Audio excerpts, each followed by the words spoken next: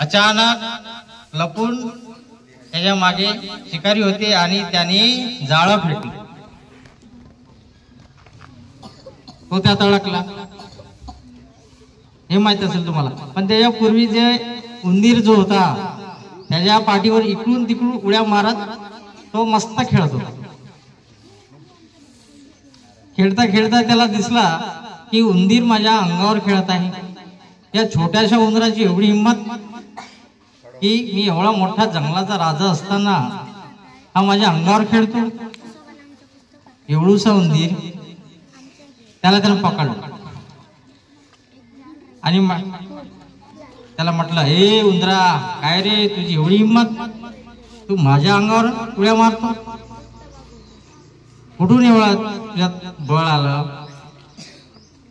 उंदीर म्हणाला, महाराज, भीत म्हणाला, महाराज मला माफ करा, मला जाऊ द्या, मी तुमच्या कामी येईल. राजा हसला जोराने, म्हटलं की हा एवढूसा उंदीर तू माझ्या काय कामी येशील रे? हा? पण उंदीर म्हणाला, महाराज मी नक्की तुमच्या कामी येईन, मला तुम्हालाही मदत करायला आवडेल.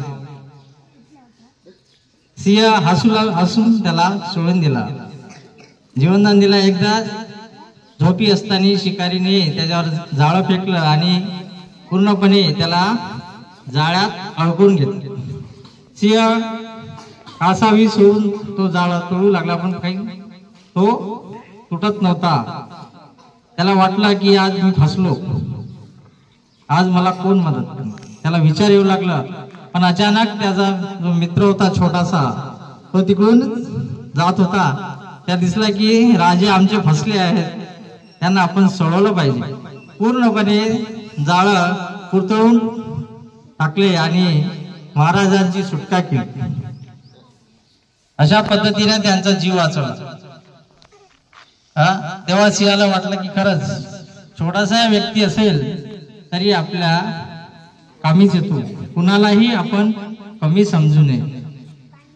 आपण कधी कधी हा लहान आहे, हा मोठा आहे असं पण भाव देतो, पण भेदभावामुळेच नाते तुटतात.